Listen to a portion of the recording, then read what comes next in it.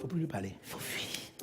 Naturellement, les choses que Dieu vous a données. Mais l'impudicité a le propre de venir enlever ce que Dieu a déjà prédéfini pour vous. Il y a des choses pour lesquelles vous n'avez pas forcément besoin de prier parce que ça va arriver. Parce que c'est écrit que tu dois atteindre ça. Mais ces choses-là, on peut te les arracher. C'est avec l'impudicité que Satan braque ta destinée. Il y a trop de choses. On ne sait pas qu'est-ce qui se passe dans ce temps. Mais Dieu seul sait qu'est-ce que tu peux perdre. Il faut fuir ce péché, je t'en supplie. Il faut fuir l'homosexualité. Lui, il est encore très dangereux. Lui, c'est le péché pour lequel l'enfer arrive sur la terre. Tous les autres péchés, on s'en va en enfer. Mais pour l'homosexualité, l'enfer arrive à toi. Quand Satan est vraiment fâché, il veut détruire quelqu'un, il faut qu'il t'attire vers cet acte qui n'a pas de sens. Et les gens qui rentrent dans ce péché-là, c'est comme s'ils n'ont pas peur de la gloire de Dieu. Et il y a un démon qui leur fait croire que c'est leur nature. C'est pas une nature, c'est une corruption de tes émotions, de tes sentiments. La Bible dit dans le livre de Romains chapitre 1, Dieu les a livrés à des sens reprouvés. Ils éprouvent les hommes pour les hommes, des désirs contre nature, les femmes pour les femmes. Ce n'est pas Dieu qui t'a créé comme ça, c'est un démon qui t'a possédé. Ce sont tes gènes qui ont été corrompus. Je ne sais pas d'où ça vient,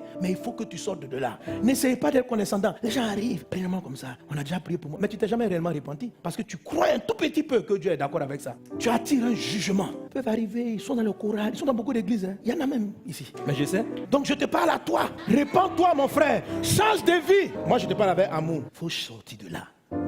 Ce n'est pas facile, parce que c'est un démon qui donne l'impression d'être toi. Ça veut dire même quand on prie, c'est rare que tu vas voir un gars comme ça tomber. Vous priez, la gloire de Dieu vient, tout le monde est sous l'onction, aussi sous l'onction. C'est-à-dire qu'ils n'ont pas peur de Dieu. Frère, fuis ce péché. Vous voyez, donc il y a des péchés comme ça qui vous privent de la gloire de Dieu. Il y a d'autres sortes de péchés. Là, j'ai parlé de l'impudicité. Le mensonge est un péché qui envoie Satan dans tout ce que Dieu a prévu faire. Le mensonge ne peut pas t'arracher ta bénédiction. Le mensonge associe Satan à un projet que Dieu a pour toi. La Bible appelle Satan dans le livre de Jean chapitre 8, le père du mensonge. C'est-à-dire, quand on dit le père, c'est celui qui engendre. Maintenant, s'il y a un père, c'est qu'il y a une mère. La mère du mensonge, c'est celle par qui le mensonge sort de la bouche. Donc, tout ce que tu engendres par mensonge, Satan en est le père. Et en tant que père, tu ne peux pas l'interdire de venir voir ses enfants. Si tu bâtis un mariage sur le mensonge, Satan a un droit de regard sur ton couple. Vous vous rencontrez, vous vous mentez. Toi, tu mens à la fille. Elle aussi, elle te ment. Puis vous vous mariez dans le mensonge. Hein, ça, vous venez à l'église. Les pasteurs prient pour vous, vous mentez. On dit, vous là, avant de vous marier, vous vous êtes connus. Pasteur, jamais. Jésus est vivant. Tu mens. Et lorsque tu mens, Satan est calme. Mais c'était ton mariage.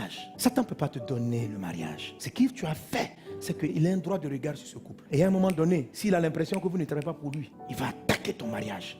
Il va attaquer tes entreprises parce que tu as fait naître des projets dans le mensonge. Il ne réclame pas très tôt. Il attend que ça prenne de l'ampleur. Quand tu commences à vouloir bien faire l'œuvre de Dieu, il va et puis il réclame. Il va dire, Dieu, je ma part. Dieu dit, mais c'est moi qui l'ai élevé. Oh. Il dit, oh, mais dans l'entreprise, là, telle structure, je suis derrière. Pourquoi tu es derrière? Mais c'est sous mon conseil de mentir. Il a menti sur son âge ici. Ah bon? Je suis le